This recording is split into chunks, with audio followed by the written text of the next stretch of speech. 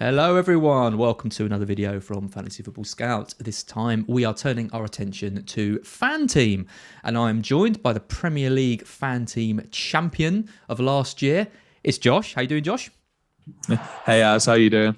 I'm good. I'm very good. I'm really interested in this Champions League game. Obviously, we did the video on the dedicated channel last week? God, time's flying, isn't it? So this is going to be a bit more in depth on some of the premium assets, and we're going to look at some of our players. If you're interested in the basics of the FanTeam group stage Champions League game, and I will stress it's for the group stages, so in a way it's better because you don't have to sign up to an entire Champions League tournament. You can get in, do the group stage, get out, try it out. There's really good prizes on offer and all of that. So if you're interested in playing and don't know anything about it, I would suggest that you start with the video that Josh and I did last week, and there's a link to that in the description below. But if you've watched that, or if you're familiar with everything, then by all means stay, and we will hopefully talk through some more advanced stuff. So let's just start with the entrance. So at the moment there's 2,120 people signed up, and the buy-in to the FanTeam tournament will cost you £16.80, which is €20. The prizes I did have somewhere, but I've got the wrong one. Anyway, it's 250 grand guaranteed prize pool, and they're paying up to around 1,200 places, something like that. So at the moment, you've got a very good chance of winning some money at some point. I don't know what the entrance is going to go up to. But it's very low at the moment, so it's a really good time to get involved. And actually, you probably won't have a better chance of winning some money on FanTeam than this game. We'll definitely see some more sort of before the deadline, next week. But yeah, I just think it's a great game. And if you like European football and stuff, and you want to sort of use some of those skills to pick a team, then win some money, then this is the place to do it. Right, Josh, so last week we talked about quite a lot of different things. You've done loads of research on sort of shrewd picks and acquisitions from different teams. It's helped me a lot with building my team. What I've done this week is we didn't really talk too much about the premium assets. So I've got some stats on some of the premium assets, some of the best players in European football, and they're playing. And yeah, I think some of it might surprise you. So I'm interested to see what you think. But yeah, let's get straight into it. So That's good, mate. Yeah, so we talked a little bit about Lewandowski. So the players that I looked at are the most expensive ones on FanTeam. So it's Lewandowski, Lukaku, Benzema, Haaland, Messi, Ronaldo, Mbappe, and Salah. Not a bad list, is it? Looking at your teams, you seem to be favouring two players here, which are Ronaldo and Haaland. What are your thoughts? Why is that?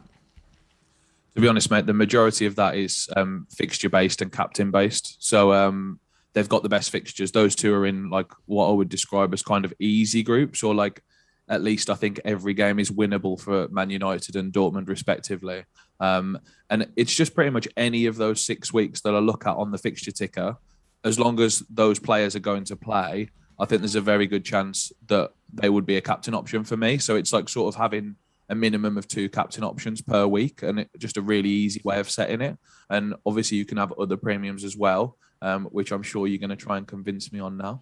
I am indeed. Well, firstly, looking at the numbers for these players is quite eye-opening, because you talk about elite players and then you look at some of these numbers and you think, wow, these are why these guys are paid the money they are. I mean, Lewandowski, for example, is someone that he's the most expensive player in the FanTeam game. He's 14.5. I knew he was good, obviously, but like when you look at his record, it's just absolutely unbelievable. I mean, he got 46 goals last season, 7 assists. He has the highest expected goal involvement of any player in world football, at this kind of elite level, of 1.04. So he's pretty much getting an attacking return every match. You can't ask for more consistency than that, can you? I mean, what a player! Yeah, he is the most expensive player on the game for a reason, Lewandowski. But I've taken a look at these stats just while you were talking there, and I'm looking at Haaland, and I think, oh my God, what a player he is as well. Like he's getting 1 XGI a game, that, which is really similar to Lewandowski, and he's $1 million cheaper. So do you think he could be a really good factor and pick as well? Well, yeah, just a bit. I mean, I didn't realise he'd get 10 assists as well. Like these are these are incredible numbers. I mean, look at Ronaldo, and like he is, just very much regarded as an out-and-out goal scorer. I mean, just 4 assists that he got. Salah as well, 6, and Lewandowski 7. But I mean, Haaland up there with 10 is kind of one of the best. I think only Messi's got more than him out of the players on this list. So yeah, Haaland I think has just got everything in his locker. He's $1 million cheaper than Lewandowski. I think Haaland is just a bit of a must in this game. I just think he's gonna get returns like whenever he plays. It's what we do with that second spot, and I think it's got to go to one of the guys on this list, obviously, because these other guys, and we've gone with Ronaldo. But when I look at Lewandowski, and even like Mbappe and Messi, I think, are we missing a bit of a trick here? Because we didn't really talk too much about them last week. We kind of set our minds on Ronaldo and Haaland, but yeah, are you looking at any of these players and thinking, let me just go through the list quickly. So I'll talk through expected goal involvement, because that is sort of a predictor of returns. So Lewandowski's at the top with 1.04. Then you've got Haaland with 1, so he's getting 1 attacking return predicted every match. Next is Mbappe with 0.9 and Messi with 0.89. So these stats are for all the games they've played in the last 365 days. So it includes Premier League, Champions League, and like international games as well. Lukaku's there with 0.83, and then it's Ronaldo with 0.72, Benzema with 0.71. So not that much difference between Ronaldo and Benzema, which is quite surprising. And again, I think this is where the assist potential of other players comes in much more. Ronaldo's expected assist is so low because it's just all about the XG. It's the only thing kind of propping him up. But bottom of this list is Salah with 0.66, and I'd say Liverpool have one of the toughest groups out there as well. So he's not really someone who I'm considering, but he's the cheapest player on this list. And a lot of people were going for him, right? There's another reason why I wouldn't necessarily consider Salah as well, because if you notice, he's the only midfielder on this list as well. Now, it makes it so easy to like jump between all the strikers here. Sorry about that background noise. Whereas moving from Salah to one of these would be 2 moves. And obviously that's like 2 precious transfers as opposed to just one. If you were to jump from Haaland to Ronaldo, for example, that would be really easy to do. Whereas moving from Salah to Benzema or Salah to Haaland would be much more difficult, wouldn't it? So yep. I think the fact that all the others are strikers is a really nice. It's a nice way of just ruling Salah out, like especially when you say they've got 2 like decent teams in their group as well. Well, one's not just decent, but and Milan aren't bad either. So they've got like a kind of tough group. I would say Porto, the 4th team in their group as well. I think it's just a really tough group. It is really tricky. Yeah, and I'm still expecting them to get through it, obviously, but I don't think we're going to see sort of massive scores for them. And I think when you look at Haaland in particular, Lewandowski, if Ronaldo starts against young boys, which he could well do, you've got to think that he's going to get a big haul there.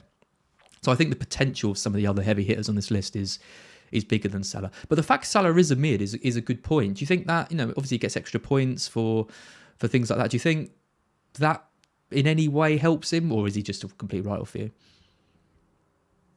I think there's just such a plethora of options here. Like, I mean, that you've got a list of 8 here. And they're all incredible in their own right. So I think you do have to do some degree of like nitpicking and like ruling some out from the start, because you can't have more than 2 or 3 of these. I think 3 an absolute maximum. 2 is probably the sensible amount to go for of these. And so for me, like on XGI, Salah's the lowest. He's also, as I mentioned before, a bit annoying given that he's a mid and all the other premiums are strikers. I don't think the price saving between him and Ronaldo, as one example, for 0.5 million is worth the additional difficulty in fixtures and also the drop off in XGI. So I think I would rule him out on this game, which sounds weird because he's just an auto pick on most of the games we play, isn't he? But there's just too many good players in the Champions League, unfortunately. Well, it's 2 reasons why I like this kind of format, and the UEFA Champions League game as well gives you a chance to experiment with some of these, because players that you regard as a lock in, it's dependent on who else is out there and also the groups they've got. I mean, for example, looking at this list, I mean, Mbappe with 0.9 is only beaten by Haaland and Lewandowski, but their group is Man City, Leipzig, and Bruges. So, I mean, how many goals is he going to get in those games? Obviously, Bruges is a good matchup, but Man City and Leipzig are no pushovers. And like we've talked about, the points are so likely to be shared between Neymar, Messi, Mbappe, that it almost feels like it's not worth jumping on them because you just don't know who's going to get the points.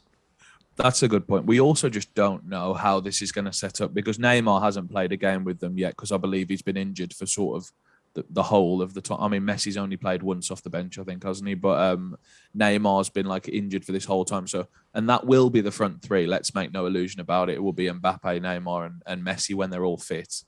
But how are they going to go together? Like, is Messi's assists going to go up? I expect so because there's just better finishers now around him.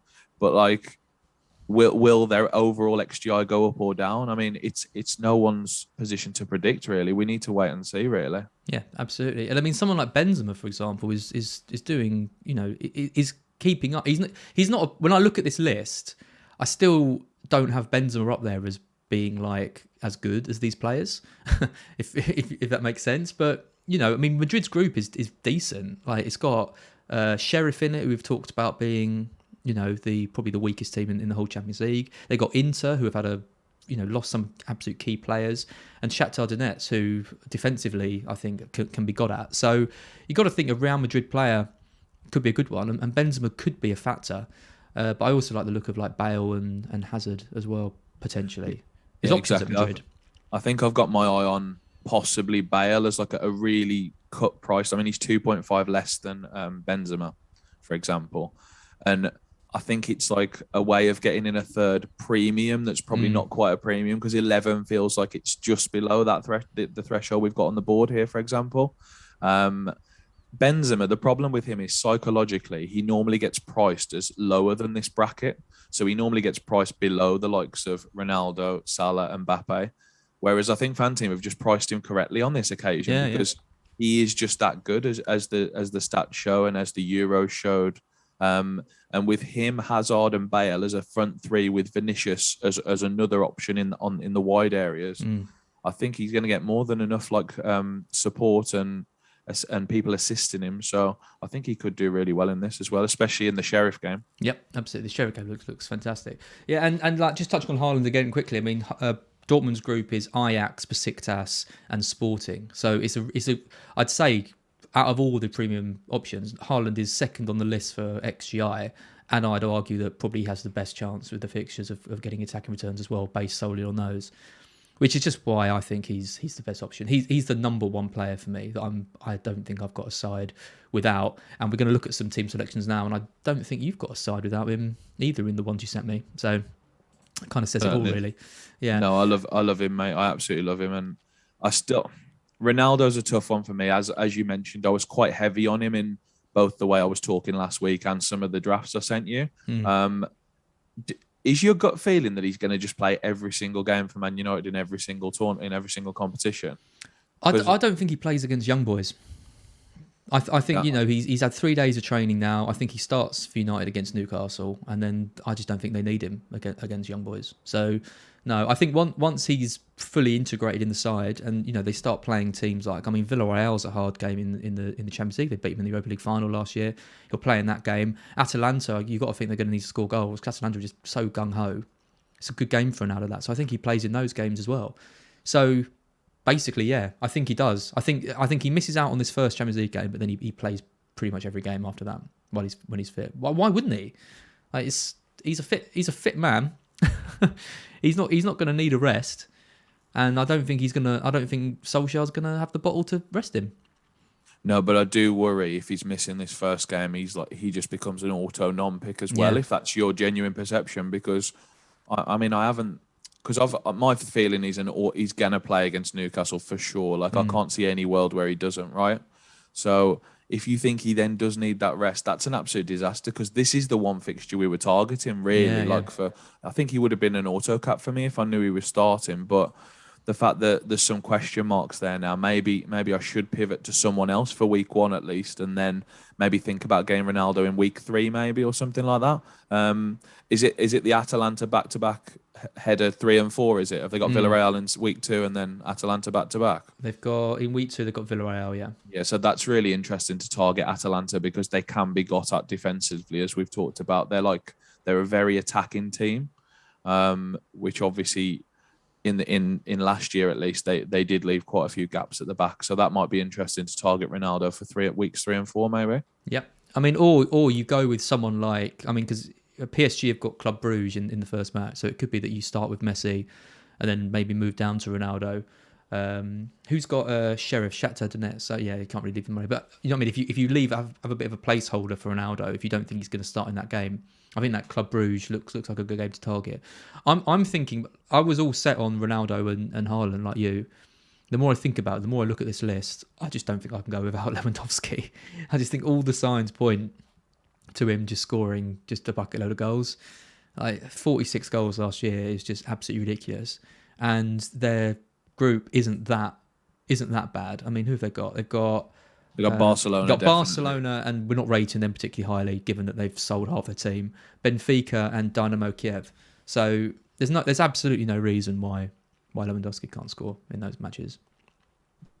Yeah, I completely agree with you, mate. So it's just a case of finding those funds now, because he's obviously just 1.5 more than Ronaldo, for example, who was my placeholder. So where are we going to find that? Yeah, well, if you're struggling for funds, check out Josh's video last week, because you put in some good cheaper names in that. Let's go through some of the teams that you've sent me over, the ones you're looking at. You sent me 3 teams, one with 5 at the back, one with 4 at the back, and one with 3 at the back. So a nice little variety. Let's start with the one at 5 at the back. So here you're targeting defensive double-ups. So you've got, I can't even read the screen, but you've got Varane and Maguire, Rudiger and Azpilicueta, and is it Leipzig, the other 2 that you've got? I'm trying to see the kit. There's Sevilla, I think, mate. Is it Sevilla? Yeah, Sevilla, yeah. And then you've got Reina, Muller, Haaland, Ronaldo, and the Seville striker. So so with this team, you're basically targeting 3 teams. Is that a strategy that you like with these kind of formats then? I think this team is a really good example of me just going, right, who do I think are going to do really well in their groups? Who do I think are going to really perform in the first 4 weeks? Man United, for me, have got a very, very easy group. For their standards, I think they should get through that group with the team they've got really easily. Dortmund, we've already talked about, they've got a really nice group as well. And Sevilla have actually got a really nice group as well. So I'd almost put them as like the number 1 seed from their group, even though it's quite an open group. I'd say they're a bit cheaper, which like enabled me to pick the other 8. It's the opposite of the group of death, isn't it? Yeah. FC Salzburg, Wolfsburg, and Lille. You'd fancy Sevilla in that group. I think Lille had a great season last year, obviously, with all the Turkish players who didn't do quite so well for me in the Euros, but they definitely did well during the regular season. So Sevilla might find that tough, but I don't think Lille have started this season great. So that's the counterpoint to that. Yeah. But the point is, Sevilla have got 6 fixtures where you would be happy to play them for 6 weeks. So I think I'm happy to have them, and if I need to transfer them out, that's fine. But also, I'm happy to keep them for the 6 weeks. Yep. Muller. Now, I'm starting to think, after what you've just said, that I might have to find a way of turning him into Lewandowski and turning Ronaldo into like a cheaper midfielder or something. Just because I think I had it in my head that Gnabry or Muller might be able to not keep up with Lewandowski, but for the price saving, keep up, if that makes sense. Whereas now I'm starting to think Lewandowski might just be someone we need, even though he's the most expensive player on the game. Yeah, he's just clear, isn't he? He's just clear, like in terms of everything. It's you know, you look at like the Premier League and you look at like some of the players that we're considering, and then you know you look at some of the elite players and how clear they are of the more budget options. But then we're looking at the premium options, and you've got one player who's just a standout of those as well. Just screams to me that he's someone that we kind of need to have. But you know, they've priced him well. They've priced him as the most expensive player in the game. When I first saw that price, I thought he was overpriced compared to the other options. But the more I look at it, the more I think no, he has to be up there with that price tag. So yeah, really interesting. Reina, let's talk about Reina. I mean, he is someone you talked about last week. He's in all the teams that we're going to show on this pod. You really like him, don't you? So I think he's really affordable for sure. Yeah, I mean, I noticed he's got 3 attacking returns so far this season in 4 games. This doesn't include international games, so I'm not sure what he's been doing for the USA. But for Dortmund, he's got 3 attacking returns in 4 games this season. Now he's very much a central midfield player. So he's not in the front 3 or front 2 or anything, but he is a central midfield player. But those attacking returns, those 3 in 4 games for a CM, I thought for 8 million, I thought that's a really good price point. Now, an alternative to him would be someone like Wijnaldum, who I think could just naturally score really well for a team like PSG. He's probably the most advanced of the midfield three for PSG. So if he's playing off the likes of Mbappe and Messi and possibly Neymar in the future, I think there could be some attacking returns for him as well. And he's also likely to pick up some of the other peripherals, such as like the impact points, the 0.3 you get for that, the clean sheet point he might get, which is an extra one as well. So I think Reyna's my favourite, but Wijnaldum's quite a nice pivot, I think. Some facts about Reyna. Don't know how much you know about him, but did you know that he's the youngest player to make 50 Bundesliga appearances? He's 18 years old. Yeah. So they've got Bellingham and Reyna, you know, as such a young, like amazingly talented duo in the middle. He's number 7 now. He's taken it over from Jadon Sancho, and he's got 6 goals in 50 appearances for Dortmund. So it's not a record that screams we need him in our team, but when you look at the fixtures and thing, we want to tap into the Dortmund attack as much as we can. And yeah, like you keep saying, he is affordable as well. We need to get it in our heads on this game because it's so different to the Premier League game, for example. 8 million is cheap. A mid-price midfielder. Yeah, that's definitely not. It's almost as low as you can go in this, really, because I think a lot of the ones that are sort of 6 and 6.5 are just unpickable. So I think 7.5 to 8 is sort of the lowest you can go for a midfielder or a striker, which makes someone like Reyna a really, really attractive pick, I think. I guess we could do something where we're moving Reyna, and in this particular team where we're moving Reyna and Nesri. I can't pronounce the Sevilla striker's name, but I know he's really good. Where we could move those two and switch the money around there. So put our boy Traore in from Shakhtar, for example, for 7.5 up top, and move Reyna to you could even move him to Gareth Bale if we did that exact swap, which that seems good to me. I don't know. So maybe that's something we could look into as well. But for now, I think I like Reyna as an 8 million. Yep.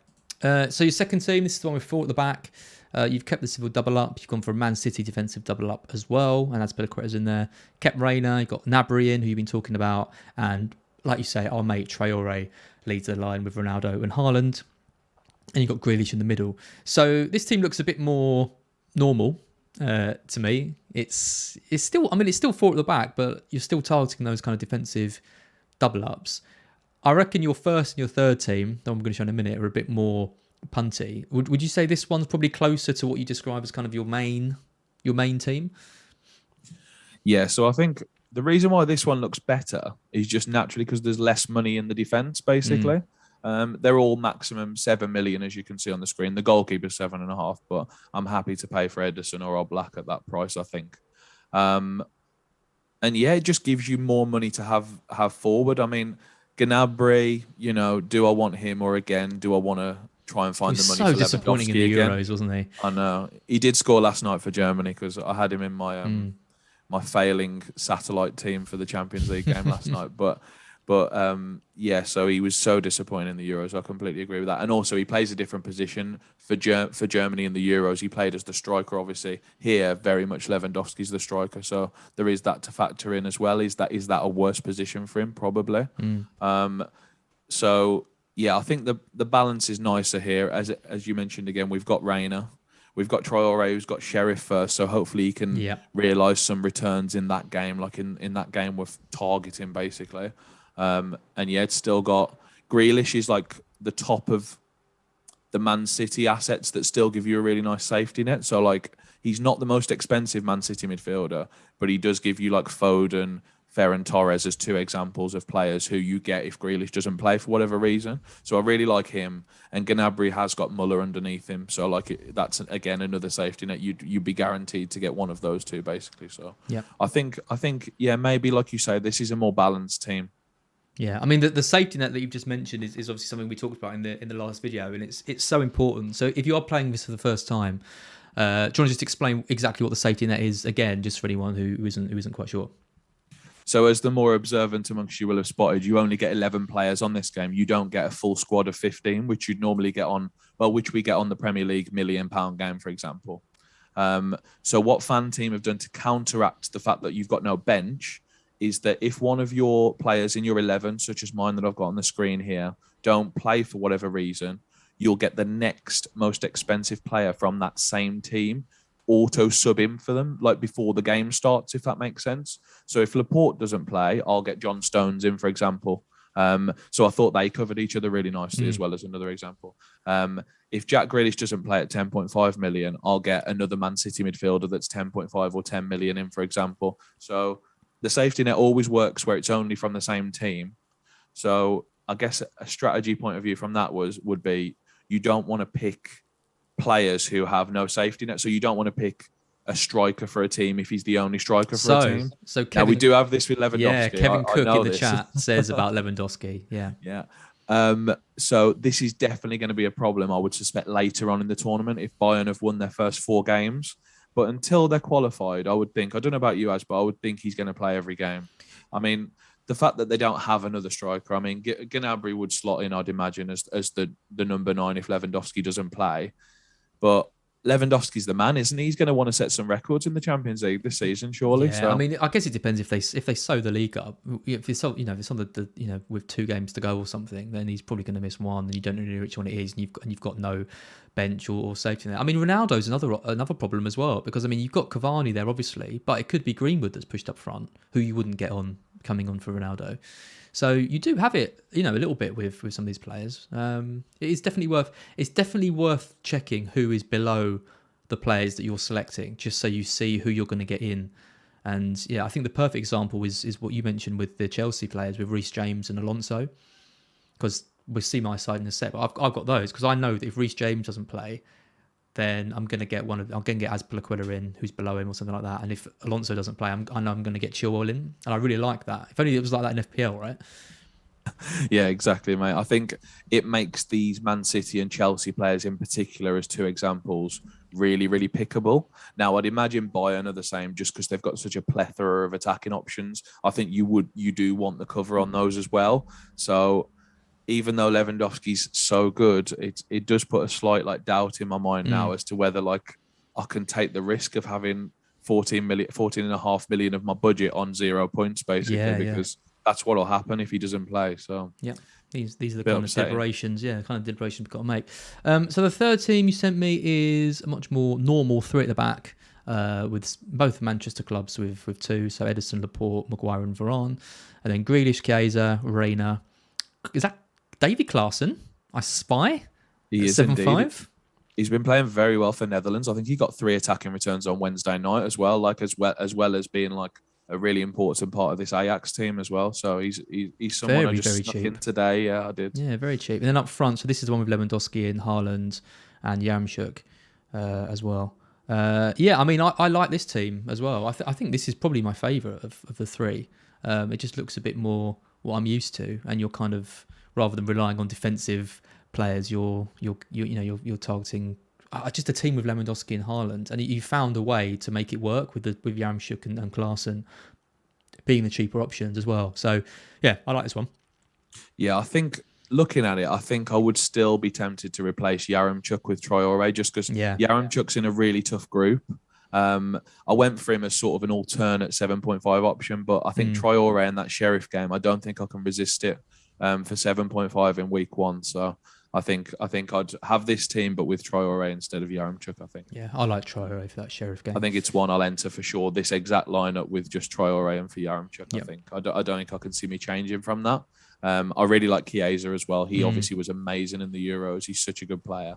And I think he'll be relied on at Juventus to be quite a key part of the puzzle. Now that obviously they've lost Ronaldo, it's now more of a team effort, isn't it, from them? So you got to think he's going to step up and enter into that elite bracket. Yeah, for sure. They've got the Swedish, the Swedish midfielder who plays as a striker, Kulusevski or something. Yep. He's the safety net for Chiesa, I think, as well, or he's at least 8.5 midfielder for Juventus. So if Chiesa didn't play for whatever reason, you'd get him on, which is a really nice option as well. I think. Again, this is targeting that kind of safety net to your advantage. When it's positional like that, when it's if it's either going to be this player or this player, and they're one after the other on that list, it's a really shrewd move to go for that. So this is my team. I don't think you've seen it yet. So I basically built this team based on what we talked about last week. So Oblak in goal, Laporte, Christensen and James, Ilicic, Reina, Kalanoglu, Bale, Ronaldo, Traore, and Haaland. So the idea of Christensen, who's obviously very cheap, he has Thiago Silva below him. So my thought was it's going to be one of those two, right? If they stick to three at the back. And Aspie's the same price as well, so you will get Aspie technically for Christensen as well. So you got two, which is amazing. I think. Okay, so are they the same price? So I could have Aspilicueta over Christensen then. Yeah, you could do. Yeah, okay, which it seems they both seem good to me. I don't know. I think like it just depends on which one's going to get that one like fluky attacking return that we don't expect. You know what I mean? And that will determine whether your initial selection for Christensen or Aspilicueta was right. But they've both got so much cover, you don't need to worry about it. I don't. Go on then, Josh. Rate my team. What do you reckon of this? So I really like Kalinoglu, the Turkish guy. He really stands out to me. I really, really like him actually. And he's got a good safety net as well as I think he's the very top of the inter midfielders. So you get like everyone below him, which is absolutely great. Bale, as I mentioned before, I absolutely love. I think 11 million is a really kind price for him. The front three is one that I absolutely love. So I can't dispute that for a second. That's like my favoured front three, I think, from before we started talking today, definitely. And yeah, like the defense is super solid. I mean, you got a Man City player, an Atletico player, and double Chelsea defense. I can't see how I could criticise that really. What about Ilicic? Maybe would be one I would think about. Like, what's your thoughts on him? Yeah, that spot is a bit troublesome, and I mean it could be something that I looked. If I'm going to move Ronaldo up to Lewandowski, I might have to have a tweak around some of these players and move Bale out. I mean, again, you were waxing lyrical about him last week, so it was almost entirely sort of based on that. But I think there are other options around that man. I mean the likes of Klaassen, for example. I like these guys that sort of go to a team, don't really impress, like he did at Everton, and then move to a club where they're just better suited for that club, you know. And so I'm have to look into him in more detail. But if he's gone to Ajax and it happened with Tadic, didn't it? So Tadic is a striker on this game, he is on all set pieces, including penalties. Yeah. So I wouldn't discount him either, to be honest, because they're in quite a nice group as well. Yeah, I mean, Tadic was someone who went to Southampton, showed flashes of kind of brilliance, and then ended up moving, and he's been nailing it for all accounts. Like he is the kind of the complete monopoly. I wonder if we're going to see that maybe happen with Depay as well at Barcelona. He's kind of got this dream move, but under sort of slightly strange circumstances. But he's known for being someone that can kind of, I say a big fish in a small pond. Barcelona's hardly a small pond, but you know what I mean? I think there's going to be a lot of pressure on him to deliver, and the players around him aren't what they were sort of 5 or 6 years ago. So he's another one, I think, who could potentially be a factor. But again, it's these striker spots are just so precious on this game. These are all players, I was just about to say, these are all players I would be desperate to be midfielders. If Tadic was a midfielder, if Memphis Depay, for whatever reason, like on the Euros game, was a midfielder, we'd be quids in. We'd be all over them, I think, as two of our midfield slots. Like you could have Tadic instead of Ilicic, and you could have Memphis Depay instead of Bale. It would just be like perfect almost. But unfortunately, those striker slots are just so precious. And I think if we do decide we're having two premiums as two of our three strikers, it doesn't leave enough much money for the third one really. So it might be we have to stick with our man Traore, I think. Yeah, Ilicic is an interesting one because I mean he's getting on a bit. He's 33, but the main reason for him is Atlanta. Like they're just so attacking. It's nice to have a player in their games because I'm going to be watching a lot of Champions League football and games like UEFA Game and FanTeam, are there to kind of enhance your enjoyment a lot of the time on this stuff. And I want to be watching Atalanta games with one of their players. So I think you were saying last week that Ilicic is the best option out of their team. So he's the one that I went for. Yeah, so I think he is the best option just because he is classified as a midfielder because they've got Muriel and Zapata, I believe, as two strikers, and I think they're both the same price.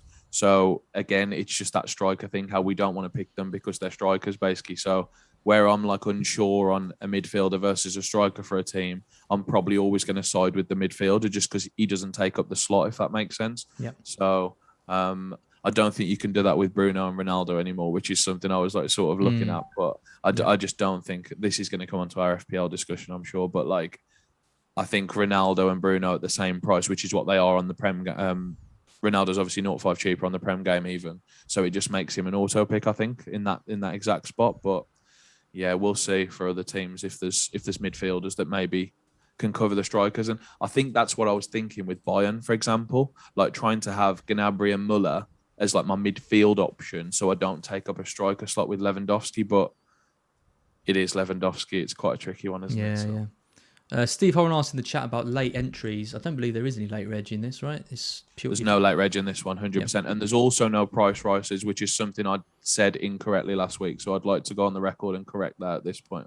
There's no price rises. So you can pre-plan transfers. Like you can like book them in almost like and write them down on your little piece of paper, whatever you've got, and just be like, I'm targeting Ronaldo to another premium such as Haaland in week 3, or you can have it in and know, similar to like the Sky game, for example, where the prices aren't going to change. So you can just know that you'll have enough funds for that in week 3 if it's a like for like price for price move. It's like it's all quite simple, isn't it? It's a simpler game. You've got 11 players, and if they don't play, you get in the ones below them on the prices. You haven't got to worry about, manually making subs like it's doing the Euros. You haven't got to worry about price rises. There's lots of things that mean you can just kind of set and forget it and just do your transfers at the end of the week. Is it because the lack of price rises mean you haven't got to move early and worry about injuries and stuff? You can leave it all until the next match week and make your transfers then. So the counterpoint, information. Yeah, the counterpoint to that is say you might be busy on the Tuesday and team lock's going to be every Tuesday because there's going to be games on Tuesdays and Wednesdays, obviously. With the safety net enabled, you can be pretty sure that if you need to do your transfers on the Monday for whatever reason, you'll have 11 players playing. Like if you pick the top end of the Man City midfield, like I say, you're going to get one of the Man City midfielders in that slot, and you're going to get one who's starting as well, which is a pretty massive thing for that team specifically.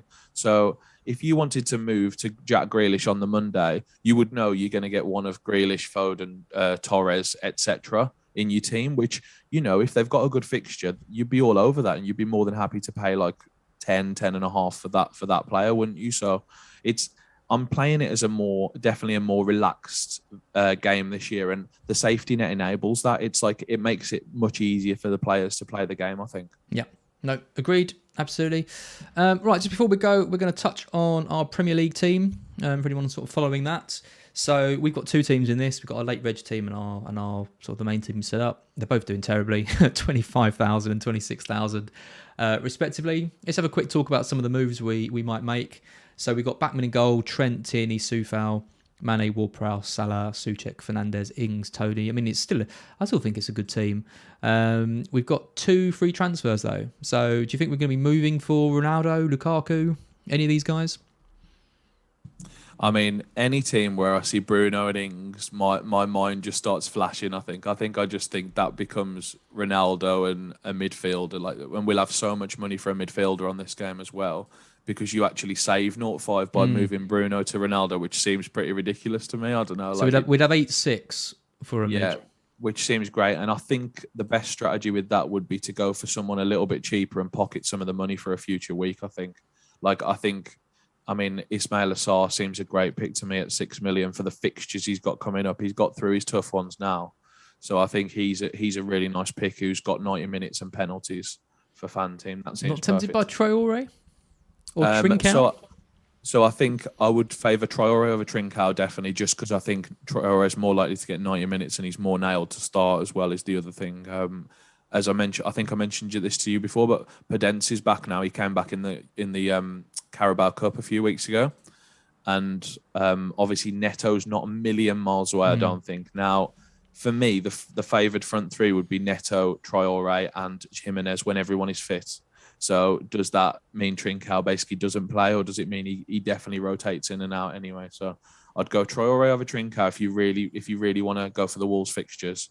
I think that makes sense as well. Yep. I mean, the big issue with this team is we haven't got an Antonio. So if you look at an FPL team and they didn't have Antonio, you'd be thinking, what the hell are you doing? Are we just not moving for Antonio then? We've only got Souček. I'm really struggling on Antonio now because he's got 2 attacking returns in all 3 of the first games. I mean, he's obviously performed outstandingly, and they have got Southampton this week, but the fixtures after this week are not good. I would say not good overall. I would say they're not good at all, really. So Southampton games are amazing, obviously, and then after that it becomes quite a bit trickier for West Ham. Now, Bruno is obviously fine for this 1 week, but he's definitely going to become a problem in future weeks. So are we supposed to correct that now? Is my thinking. Yeah, I think you're right. I think we've lost out on so many points now. It kind of feels a bit, we can get Ronaldo instead, basically, which feels like we're ahead of things rather than chasing. The alternative is just use the one move this week on that particular team. So just do Ings to Antonio, roll the move, probably captain Bruno or Salah. I mean, would be the obvious thing to do this week, and then maybe get Ronaldo in next week. Could be the thing. I think if we get confirmation that Ronaldo's starting, we're getting him. Yeah, we get him. Yeah. If not, then let's just play. Let's just go. And then this is potential injury city over here. This team that we're looking at now. I know. So this is our late reg team. So Sarr, Van Dijk, Trent, Reguilon, Son. Oh no, Salah, Sarr, Souček, Fernandes, Calvert-Lewin, and Tony. So obviously we've got Son and Calvert-Lewin, and potentially Van Dijk. I think Van Dijk's okay, but he did come off injured for Netherlands on Wednesday as well. So there was. We have 2 free transfers with this. Yeah. I mean, hopefully Calvert-Lewin will be fine. I get the sense that Son's going to be out for a little while, so he might be the one that has to leave. Me too. Have we got any in the bank or? Nope. That would have been so easy to go to. Oh no, we can't even do that because we got 3 Liverpool. I mean, we could take a -4 here and do Son, Fernandes, and Tony. Get rid of all 3 of those and get in Ronaldo and. Who could we get instead? I'm just thinking because we can't even get Jota because the Liverpool slot's taken as well. Yeah, because we've got the two Liverpool defenders. Yeah. Yeah, so we could go. The problem is there's no one around Son's price that you'd want in midfield. I think Mane's an option at 10, but that's a bit further up. Take a punt on Sancho. Do you take? That's what I mean. Like I think if anything, I'd prefer to just take a punt on one of the Man City mids, like than Sancho. Like maybe just go Torres, but like, is that the best move for a game that's structured like the way this one is? I'm really struggling with this. I think maybe Son. You could maybe do Son and Calvert-Lewin to Ronaldo and have like the double up with Bruno. Is that weird? Like it seems a bit weird, but yeah, I guess it's kind of going the reverse of what a lot of people are doing. So it's targeting that Newcastle game and getting W United in. Because if you did Son to a 6 million, so Son to your boy Traore, then you could do Calvert-Lewin to Ronaldo, and you could have both of the Man United players for this week and maybe deal with Bruno next week. If Calvert-Lewin's fit, we're not going to be selling him before Burnley at home. No way.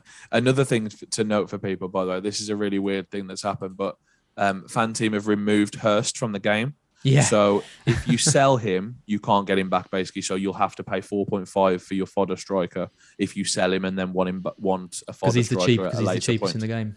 Yeah, the only 4 million striker, yeah. So now he's gone. Like there's only 4.5s left, I think. Yeah, so I think we've got things to think about. I think if Calvert-Lewin's fit, then maybe we just do Son to Traore and then just address it next week. Yeah, I think that's more than valid. Yeah, I'm just trying to think if there's any other 7-5 mids because I like Jota obviously, but maybe Greenwood. But are his days numbered a little bit as well? Once like Rashford, I think Rashford is back now. I think we've missed the boat on him. I think so too. Yeah, we could do Tony up to Antonio with this plan as well for free.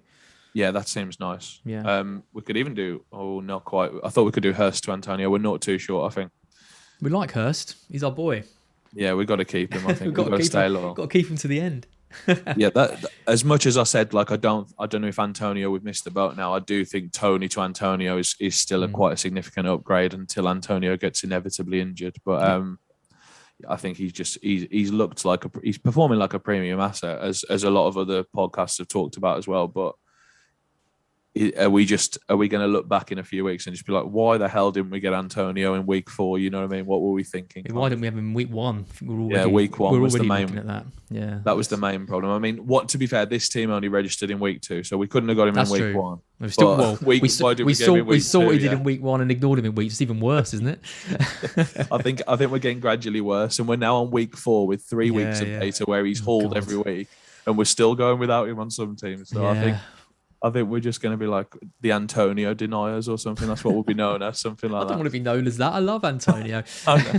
I do as well. I genuinely love him. It's a strange hill for us to die on. The thing is, when you've got like Ronaldo and Lukaku there, it's just they're the ones your eye turns to, isn't it? And you know, someone like Antonio, obviously if you've got him at the start, you don't touch him, but you're kind of always trying to be a bit clever and look for different opportunities and stuff, and not just follow. Because I mean, he's got 60% ownership. It's going to be even higher now going into this. It's going to be like 70-80%. So I mean, that is massively high.